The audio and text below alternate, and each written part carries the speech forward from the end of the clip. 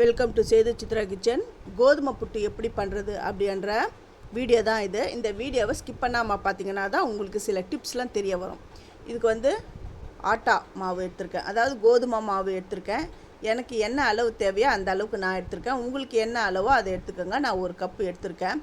இதை வந்து கடாயில் நான் போட்டாச்சு. இது வந்து ஸ்லோ ஃபயர்லேயே வச்சு வருங்க.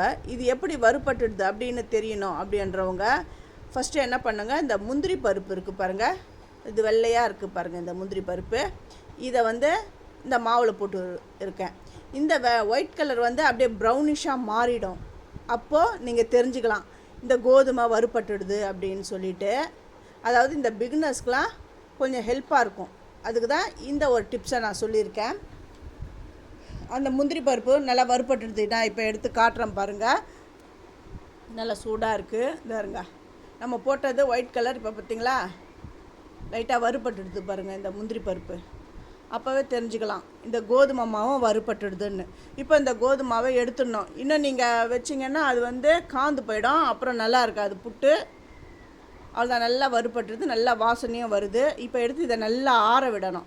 ஆற விட்டுட்டு அதுக்கப்புறம் உப்பு வந்து ஒரு சிட்டிகை உப்பு போட்டுடணும். இதுக்கு தண்ணி வந்து கொஞ்சம் கொஞ்சமாக தெளித்து பிசையணும். இந்த சப்பாத்தி மாவு மாதிரி தண்ணியை விட்டு அப்படி பிசைஞ்சிடாதீங்க. கொஞ்சம் கொஞ்சமாக தண்ணி, நம்ம புட்டுக்கு எப்போவுமே தெளித்து தானே நம்ம வந்து பிசைவோம். அந்த மாதிரி தண்ணியை வந்து கொஞ்சம் கொஞ்சமாக இதாருங்க அப்படி விட்டு அப்படி பிசைஞ்சிக்கோங்க. அதில் வந்து அந்த கட்டிகள்லாம் வரும். அந்த கட்டிலாம் போகிறதுக்கு என்ன பண்ணுங்கள், ஜெலிச்சிடுங்க. அப்படி இல்லைன்னா மிக்சி ஜாரில் அந்த பல்ஸ் மோடில் 1 2 அந்த 2 இதுவில் அந்த பல்ஸ் மோட் பண்ணாலுமே நல்லா உதிரியாக ஆகிடும். இப்போ கொழுக்கட்டை மாதிரி அப்படி பிடிப்படுது பாருங்கள். இந்த பதத்தில் நீங்கள் பார்த்தீங்கன்னா தெரிஞ்சுக்கலாம். தண்ணி வந்து நம்ம போட்ட தண்ணியும் உப்பு இந்த மாவு ஃபுல்லாக ஸ்ப்ரெட் ஆகிடுதுன்னு. அதுக்கப்புறம் ஜெலிக்கணும்.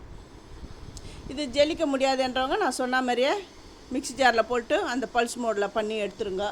இதை பாருங்கள், கட்டி இல்லாமல் நல்லா உதிரியாக வந்துடுச்சு பாருங்கள். இப்போ புட்டு மேக்கர் எல்லாமே நம்ம வந்து புட்டு எப்படி பண்ணுறது அப்படின்னு பாருங்கள். நான் வந்து ஒரு சின்ன டம்ளர் எடுத்திருக்கேன். நீங்கள் காஃபி டீ குடிக்கிற அந்த டம்ளரோ இந்த மாதிரி இருக்கிற டம்ளரோ ஏதோ ஒன்று எடுத்துக்கோங்க. ஒரு கிண்ணம் மாதிரி எடுத்துக்கோங்க. கீழே வந்து தேங்காவை போட்டுடுங்க. அப்புறம் மாவை நிரப்பிட்டு அதுக்கு மேலே தேங்காய் அப்படி வச்சுடுங்க. இதே அச்சில் அப்படியே வந்துடும், இந்த குழல் புட்டு மாதிரியே வந்துடும். இட்லி பானையில் தண்ணி கொஞ்சம் சூடான அதுக்கப்புறம்தான் நம்ம வந்து இட்லி பிளேட் வச்சு அதில் நான் இந்த புட்டு இதுவை சேர்க்குறேன். அந்த கிண்ணத்தில் போட்ட புட்டை மாவை சேர்த்துட்டு மூடி வச்சிடுறேன். இது ஒரு 2-3 நிமிஷம் அப்படி இருக்கட்டும். இது சீக்கிரம் வெந்துடும், ஏன்னா நம்ம ஆல்ரெடி வறுத்துட்டோம். அதனால் இது ரொம்ப நேரம் வேகணும்னு அவசியம் கிடையாது.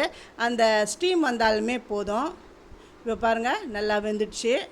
இப்போ நான் இதை எடுத்து நான் அழகாக வந்துடுச்சு பாருங்கள். இப்போ உங்களுக்கு தேவையான இந்த ஸ்பைஸியாக சாப்பிட்ணுன்றவங்க சாப்பிட்லாம்.